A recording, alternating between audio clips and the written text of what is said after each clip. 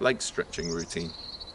I thought I would put together a little leg stretching routine just because we're all at the moment getting out and about, walking an awful lot more as part of our daily exercise, and we tend to forget that walking is an exercise, and as such we need to give our body a little bit of TLC after it, just to try and prevent our muscles getting too tight and stiff and sore.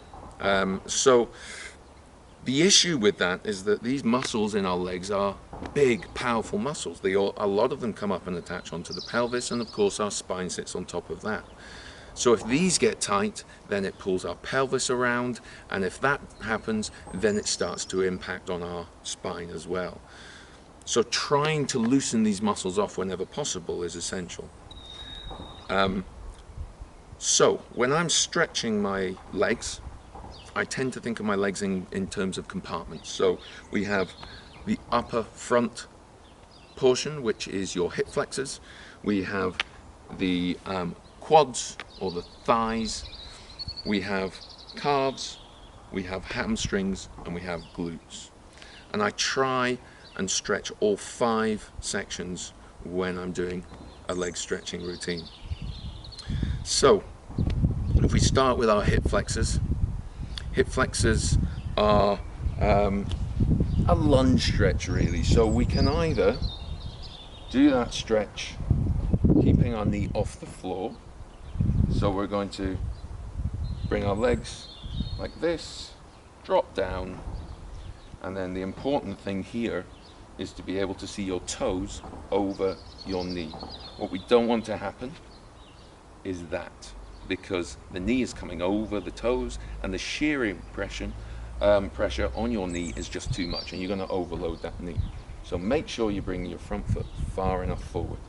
We're going to drop down here, upright with our upper body, and then tilt the pelvis under so that we feel that stretch here.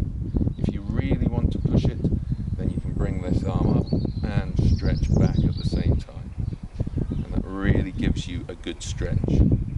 Now this is also strengthening our legs too, because we're obviously holding ourselves off the floor. If you don't want to do that, but you do want the stretch, then you can of course bring your knee down onto the floor and do exactly the same stretch, tilting under and bringing the arm up. And then of course do the same on the other side. So that's your hip flexors. The other muscle on the front of the thighs, front of the legs, are your quads. And so for a quad stretch, we're not going to do anything imaginative here. All we're going to do is bring our heel to our backside. Now what we want to try and do is keep our knees as close together as possible while we're doing this. We don't want to be doing this because we're then not stretching our quads. So we want to keep our knees together and just bring the heel as close to the backside as possible. If you can't reach your foot, then what you can do is go back onto a wall, put your foot on the wall, and then lean back onto your heel that way, so the wall is holding the foot there, and then you can grab hold of your foot.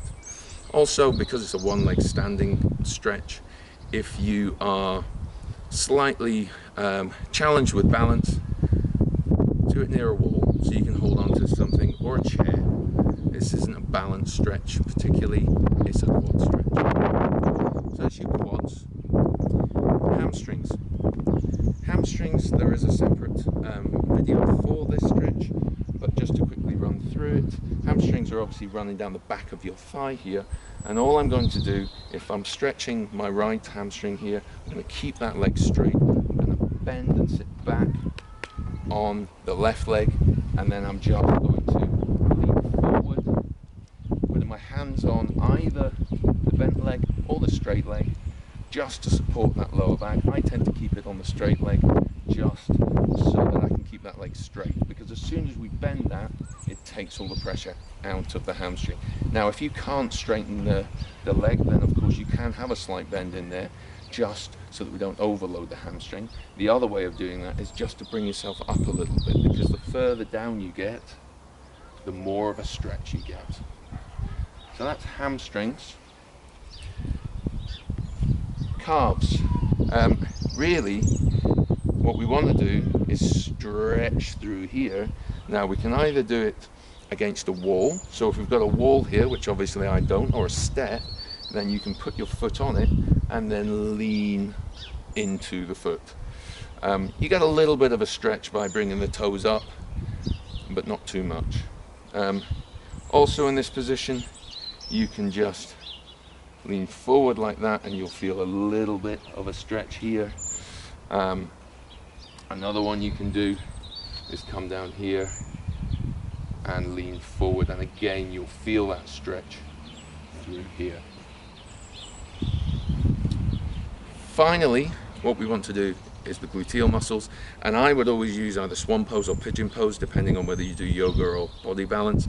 Again, there's a separate video for that, but just to quickly run through that with you, come down onto your hands and knees, and then if I'm going to stretch my right glute, I'm going to just bend my leg at the knee.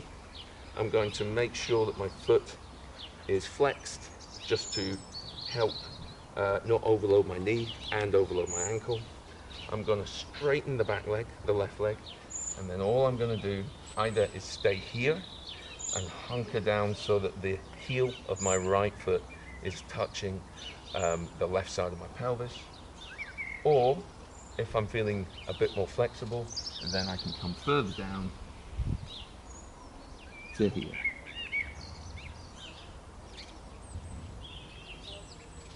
And that's your gluteal stretch. So with all of these stretches, I would probably hold each stretch for maybe, I don't know, 20-30 seconds, apart from probably the one leg standing because of the challenge of the balance.